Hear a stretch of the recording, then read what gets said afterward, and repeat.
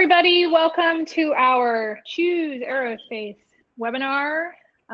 It is right at 12 o'clock Central Time, so I'm going to go ahead and get started. I have just a couple of administrative announcements before we get started, and then I'll turn it over to some of my co-panelists. I'm Crystal McGuire. I think I forgot to mention that, Executive Director with the Aviation Technician Education Council. We are sort of pulling this little initiative along and are at a point we think where we can share it with a broader community in hopes that we can get a little bit more support and cross-section of industry leaders that get engaged in our project. So I'll tell you a little bit more about that, but just at the top, given the number of people that we know will have joining us today, we decided to do this in a webinar, which means that everybody is on mute right now. We will provide an opportunity for questions and answers. You can ask questions throughout the presentation, but we'll also leave some time at the end for you to do so. And you can do it in one of two ways. You can either use your question box that's there in your control panel for your GoToWebinar, be able to type questions in that way, or you can also raise your hand. And I always ask people to go ahead and raise their hand right now, so I know that everybody can hear me, first of all, and then everybody knows where the little hand raise icon is in the event that you have a question. Okay, thank you very much. Good, so everybody can hear me. Those are the two ways that you can ask questions in the webinar. We are also recording it. We're recording it right now. And that's so that people that, I know we had a lot of people that weren't able to join us today, so we'll be able to send out a recorded version afterwards. You can also share it amongst your colleagues if you would like to. You'll get a link to the recorded version after we are done today. And there are also, I provided handout materials in the drop-down box, also in the control panel. You can download a PDF version of the presentation that Mitch is going to present today. And also I put in that 2-pager flyer that I sent around in an email that you should all have, but I also put that in the handout so that you can download that at your leisure as well. We are going to keep our presentation today to 30 minutes. Mitch knows he's on a strict time crunch, 20 minutes for the slides. So know that we'll have some time afterwards for questions, but we'll try to keep our portions under 30 minutes. So thank you for coming today. Some of you may already be aware of this initiative that we're undertaking. Just in September, the ATEC board decided to move forward with being the vehicle for some sort of national awareness campaign. We are currently working under the working title, Choose Aerospace. That is something that we will continue to massage as we get directions with some of our messaging that we want to move forward with. But this right now is what we're calling Choose Aerospace, a national awareness campaign. It's nothing else. This is a vehicle, a coalition, something to be able to rally around a group of individuals from a cross-section of aviation. We're looking for representatives from all sectors: GA, business, commercial, regional, rotorcraft, MRO, manufacturers. And so we think we have a pretty good cross-section of those individuals with us today. It's not just about research.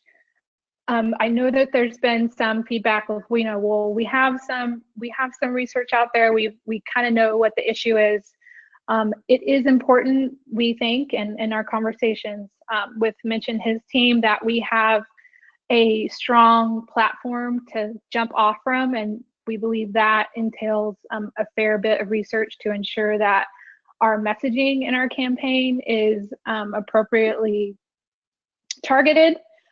So that is going to be a part of what Mitch is going to present to you today. But at the top, I just wanted to kind of reiterate that this is really about building a coalition to address some of the things that we all talk about all the time.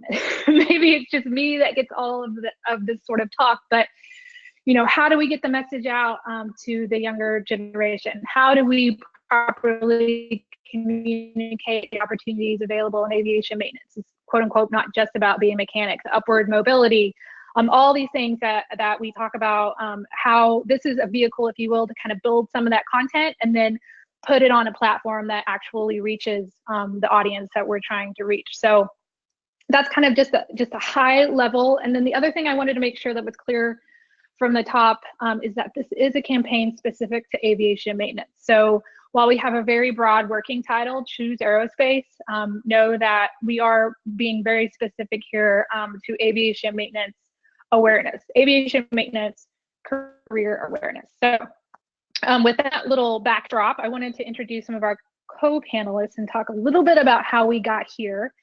Andy Hakes, who is really just here for support and color as we go along.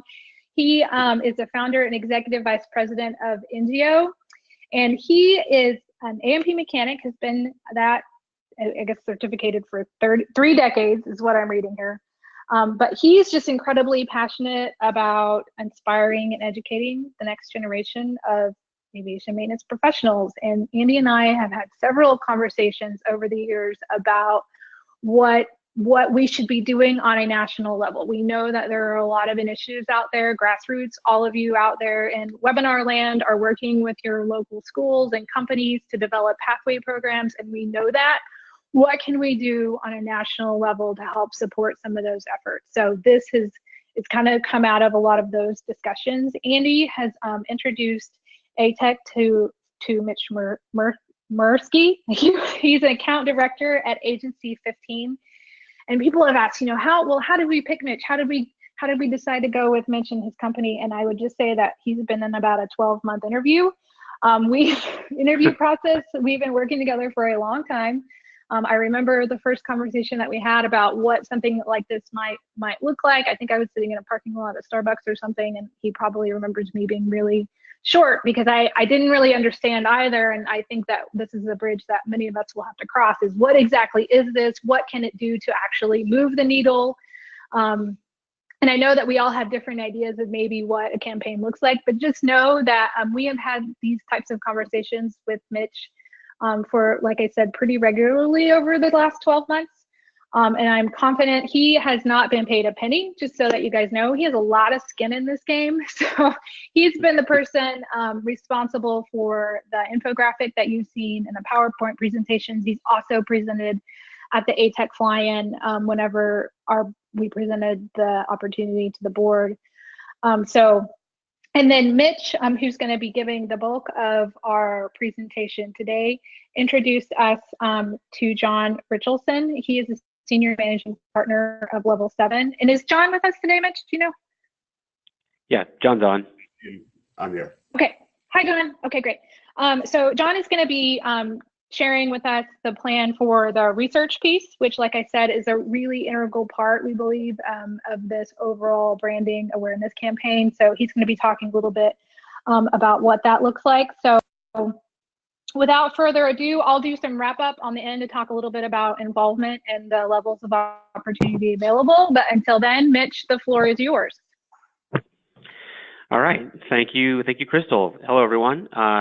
Thank you very much for the nice introduction. I really want to just jump in. We don't have a lot of time, so I wanted to get right into what our recommendations look like at this stage of the process. Getting right into what the approach would be for a campaign around going right back to the goal again, uniting companies, associations, labor unions, and education institutions to spur interest in aerospace technical careers and identify and implement solutions to the aerospace tech workforce shortage. So the main thread that we've been hearing throughout the last year to 18 months that we've been talking about this has been the pipeline. How do we increase the pipeline to get more people even aware that this is a career path for people to take? So really, when we look at our campaign strategy, it's a multi-year plan that spreads out over this year, next year, and on into 2020 and 2021, where we really want to take a look at being very strategic with our plan. Because this is such a big sort of nut to crack when it comes to awareness, we want to make sure that we're laying the right groundwork, that we understand who our audience is, and that we're hitting them right between the eyes and making the limited funds that we have available to us work as hard as possible on our behalf. So if you look at the campaign strategy, again, before we get into the actual nuts and bolts of it, I think the best way to kind of paint a picture for this is to, and somebody actually brought it up on an email chain, I think maybe yesterday, the day before, from the board. comparing it to the Got Milk campaign. And while it's not, the Milk Dairy Association has many, many more people to reach than we do in terms of the affinity for milk. I think there's something there to it in terms of thinking how this is structured. We, as Choose Aerospace, as the working name, sort of act as the overarching umbrella, and then we provide our partners with the opportunity to take the message that we're going to create and make it their own, and make it feel like it's something that they can own, but also support where we can at the higher level as well. So, just rolling into the strategy piece, we think that the way that this plan should follow as it stands now, is starting with some pre-campaign development, meaning we're talking to you, which is pre-campaign, but we also think that there's an opportunity to talk to even more people with some really sort of coordinated messaging, be that some engaging content, maybe a video that gets people really enthused about supporting this campaign at the corporate level. That could be anything from a video or a really nice direct mail piece, or maybe, so there is something there in terms of, before we even get to the campaign piece, we want to dedicate some time to putting our best foot forward from an outreach standpoint to potential partners. Once we've got the level of investment to a certain point, we're going to jump right into the research piece, which John will talk a bit more about in a second. We'll get through that whole research process and start synthesizing that research in order to launch some of our owned properties. So this is where we'll get into more of the in-depth sort of brand testing and figuring out what's the message that's going to work right for our target consumer. And Choose Aerospace may or may not be the right name for this program, and we'll find that out in the testing as we go along. So once we get to that point, we would launch websites and social media and create some content and do a lot of really cool things to kind of start the process from an own property standpoint. And then that'll be probably toward the end of 2019, and as we get into 2020, 2021, we're looking at really developing a true overarching campaign that's supported with media, where it's executed in market, and then obviously as we go along, depending on what platforms we're on, we'll definitely have a way to measure those and inform ourselves and optimize as we go along in the process. So again, very high level plan at this point, but I wanted to give you that there's been a lot of thought put into this, and that there is a plan that spans over the not just short term but also long term as well. I'm going to turn over to John right now, who will talk a bit more about what the research will look like as we get into 2019 and start doing some of this hands-on research. John, you want to kind of give people an overview of that? Sure. So we, as mentioned and Crystal discussed, we've had a lot of conversations about what is the right approach in terms of audiences that we need to talk to, types of information we need to find out to really give this campaign some legs.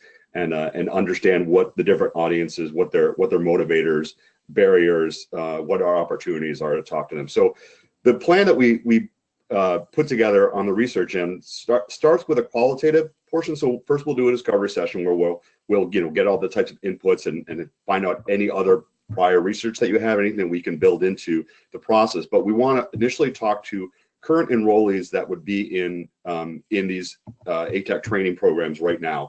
What drew them to be part of it? What was interesting to them? What drove their awareness? What are the things that are driving them, keeping them going in the process? So starting with enrollees, and we'll look at it from a geographic standpoint. Then we're going to follow that with talking to alumni. And these are alumni that have been in the field for maybe 2 or 3 years. So they're still pretty fresh in terms of what made them choose it. Now that they're in the field, what do they not know that excites them about the field? What kind of stories do they think that we should tell the folks to get some understanding of that? That qualitative portion really helps build into the next aspect of it, which are more of quantitative steps. So quantitative, the 2 quantitative surveys that we're proposing, one to prospective high school and college age students, again, looking at motivators, differentiators, different types of messaging that's going to be important. But we're going to focus for that prospective high school and college age on the 15 to 24-year-olds that are not looking to go into a 4-year college. So they're either being 2-year, they're going directly into the workforce, the military. That's probably about 30% of the population right now. So about 70% of high school students are looking for 4 years. So we've got a pretty good size group.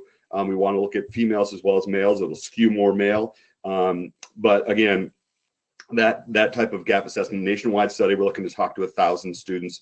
And then another portion of it is the continuing education and displaced workers. So similar type of study in terms of it being an online nationwide study. But with that, we really want to talk to folks, if they've been in a tool and die shop and they're looking to, move their career in a different way, or they're an auto mechanic. What's the types of things that we can talk to them? And they obviously are going to have different drivers for them. They're likely already in the workforce, so they need to get trained quickly. And they have to understand that it's an idea of a career, that it's a job using technology, any of those types of things. So we want to get some impressions on them as an important audience. So after collecting all of that information from those two quantitative studies, we'll be working with 15 throughout in terms of what's important. They will develop some messages, and then we want to do some message validation. So we want to test it. So we would talk to potential students, again, in the both the displaced and the high school college age students, to get their impressions on what now these messages have been developed, what's important to them, what stands out, what do they like, what don't they like, and then lastly, from the validation, we want to talk to influencers, so trade school teachers, high school career counselors, and those where we would like to do some qualitative interviews with them to, again, what do they know about ATEC as a career? Are they sending people in that direction? What would drive them to do that? So those are the research tactics that we've laid out. Yeah, so I think it's important to note that I think a lot of the folks probably even on this call have some of their own research that they've conducted in the past, or rely on reports that they have seen in the past. And I think there's just to make the quick argument for why this avenue in terms of research, I think there's really no substitute for asking the specific questions that we need to ask in order to reach these people where they live and breathe. So all of this research is just going to go to creating a better playbook, I guess you'd say, for how we decide to, not only the messaging as John said, but the platforms that we reach them on. So we may have a gut feeling that we really need to make a TV ad to reach people on daytime TV. Well, we do the research and find out that our target audience is a young male, 15 to 24 years old, who rarely watches daytime TV and would rather get that message on a YouTube pre-roll, or playing video games, or watching people play video games on things like YouTube gaming or Twitch or those types of platforms. So these are all things that go into really helping us create that strategic plan, identifying who our target audience is, and creating, most importantly, profiles of the people that we want to reach, and not only from a demographic standpoint, but from a psychographic standpoint. So what are their likes, dislikes, what are they interested in, where can we reach them and speak to them in their language. So as far as the timeline goes for this type of program, this is a general sort of timeline we've been sticking to along the way, that starts with now, which is, we're in Q4 now of 2018, rolling into next year and then beyond. And you can see that the beginning part here, what we're doing right now, we're planning, we're developing, we're talking to you. As we get into Q1, Q2, we would launch the research process. In the meantime, we probably would even start sort of testing some messaging with some of the target audiences that we think we know. And then once we get the readout from the research, Q3 is when we really start going full bore with some of our own launch properties, like website and content marketing, social media, PR, those sorts of things, which really gets us right into the end of the year in 2019. Where we really have learned a lot about our target audience, and are poised to start crafting that really engaging media blitz, if you will, that's going to really open up the floodgates in terms of interest and awareness for careers in this field. And then as we get into 2020, that's when we really would probably focus on a lot more of the media support, tweaking the messaging as we learn what's working, what's not working. That's a big part of it. And then really just, grabbing those learnings and redeploying as we see fit. Probably even doing another mini. I think we've got some plans to do some mini research process each year following 2019 as well to make sure that we're still on the right path in terms of our target audience and the messaging is still resonating really well with our target audience and most importantly where our awareness is. So that's one of the big pieces of this puzzle is if our main objective is to increase the pipeline and increase awareness, we need to be able to measure that. So we're going to, as John mentioned, part of our research process is just creating a baseline of awareness and unaided awareness. So if we asked you what sort of trade careers have you heard of, we want to see where people come out at in terms of aviation technician. Is that an unaided awareness, or do we say, have you ever heard of an aviation technician as a career, which would be aided awareness? So those are the types of things that we're going to want to measure as we go along here to see how we're doing with the campaign. Now the numbers. So we're getting into the budget estimates for this year, next year, as well as the following years. This is as transparent a budget as you'll see. We're really upfront in terms of what what we think truly the numbers would be in terms of accomplishing our goals in 19 and beyond. And that means that the pre-campaign development, as we talked about, along with the primary research, and then just the hours for 15, which is our agency to assist in the development of a lot of that content and creation, would be a total of around $215,000 for the first year's budget. And then moving into 2020, 2021, we're talking about agency hours plus, really launching that campaign. So we've got media is one of the bigger expenditures over the next few years after that, because we really want to take, it's sort of the if you build it, they won't come.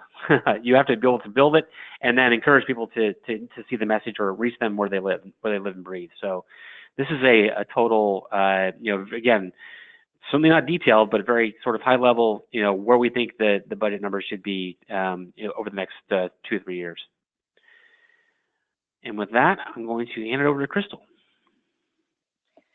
Thank you, Mitch. Okay, so we're going to talk partnership levels a little bit. Everybody has seen this. As Mitch mentioned, it was really important to us to be totally transparent in what we were trying to do here and the costs associated with some of the elements that we described. So what we came up with was a 3 partnership level, and I won't go over them too much because you have them in your materials that you got previous to this, but you will notice that the levels compared to what we think we'll need the first year are low. So that was by design.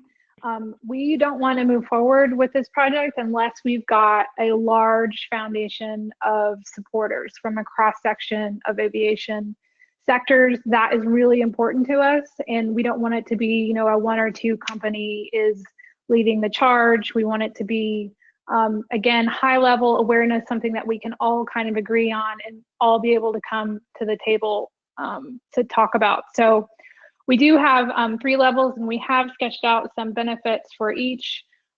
Probably the most significant that you'll notice is on the higher level, the $10,000 a year, we will give that corporation or educational institution a seat on our steering committee, which is going to be meeting regularly to influence the strategic direction of the campaign. There was a lot of questions within the formal proposal that we've gotten from John. Well, not questions, but there is a lot of wiggle room. So I think it'll take a lot of industry direction to kind of decide what way we want to go.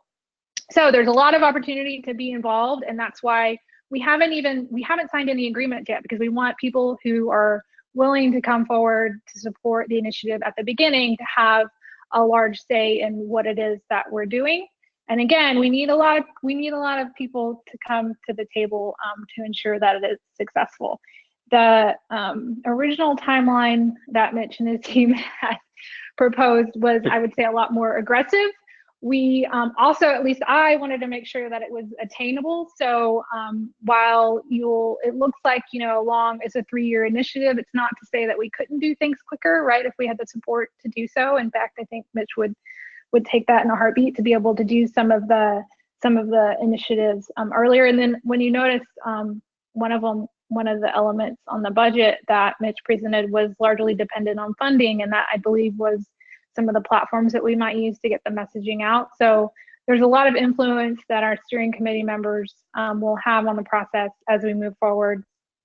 Huge props and thanks to United and Piedmont. I don't think Kevin Delarry from Piedmont, but I do have Kim Pritchard from United on the phone today. I talked to her earlier today, and she can hardly talk, so I don't know if she's got a little bit of a cold going on. But they've both those companies have come forward and said that they would support at that launcher level. So that is great, and it kind of put us in a position to be able to move forward with our conversations today. The other thing I wanted to make sure that everybody was aware of, that even though we're driving this through ATEC, it's not a revenue stream for ATEC. So the reason we're driving it through ATEC is because we have the organization to support it. Essentially, ATEC has contributed the resources needed to kind of get this thing off the ground, which is essentially my time.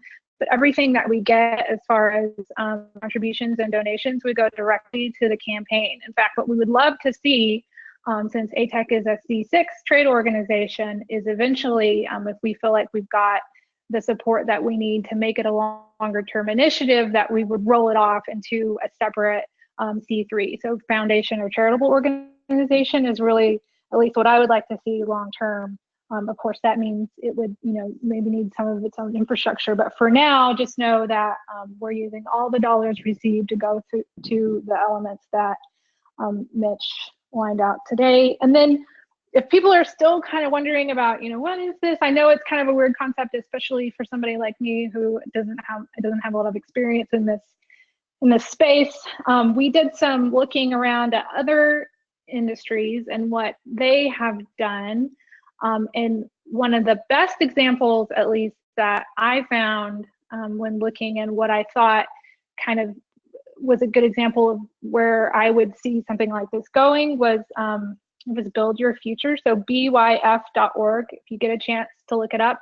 The construction industry put together, it's just a website, and I know there's a whole lot more that goes on behind it, and Mitch could probably talk to some of the maybe media plans that they had behind it to get the messaging out. But I just think the website in itself is a good illustration of some of the things that we could do and a lot of the things that we talk about. So, well, communicating the career paths available. They have a really cool salary tool on there where you can check, the level of education that you want to pursue, and then your minimum salary requirements, and it regurgitate. So it just has some really cool tools that I know that we kind of talk about doing. So if you get a chance and you want something that maybe is more concrete to give you a better idea of what we're thinking about here, byf.org is a good resource to go check out. So Mitch, Andy, John, anything else before we open it up for questions? Nope, I'm good here. Cool. What's that? All right, 12:28. So we are 2 minutes before the promised 30. And if we don't have any questions, that's totally cool, but I will let everybody know, and it doesn't look like I have any yet, which is fine. If you have questions, you can always reach out to me afterwards. We are in a little bit of a crossroads here. So if we're gonna move forward with initiative, like I said, we've spent a lot of time on this leading up until now, and we're really at a point where we're gonna have to have the funding to move forward. So if we can get your commitment now, what we're looking for are commitments for 2019, 2020, and 2021. So we'd essentially, I could invoice you now, but it wouldn't be due until the beginning of 2019, and then we would do the same for the next 3 years. So that's the ask, that's the call to action, is supporting at any one of the 3 levels. So if you're interested and available to do that, would certainly invite you to give me a buzz, send me an email and we will get you hooked up. Otherwise, I was thinking I haven't formally run this by my working group yet. We have a working group through ATEC that is looking at the proposals and has been talking with John and Mitch about the campaign. We've had probably bi-weekly meetings for the last month, and what I was thinking was that we would probably try to hold our first steering committee meeting that Friday before Thanksgiving. So if you're able to can make any commitments between now and that Friday before Thanksgiving, then we'll put you on that initial steering committee call. So we've kind of got between now and then to really try to get our what are we calling the founding supporters that enough so that we think we can move forward with the campaign. So I don't see any questions. I'm going to give you guys just a few more seconds for questions if you have any. Otherwise, Mitch, thank you very much. John, thank you very much for coming, and definitely pay attention to ATEC Communications. We'll let you know how things are going moving forward with the campaign, and hopefully we'll have something up the ground, like Mitch said, first quarter of next year. Thanks, everybody. Have a great weekend. Thank you. Thanks.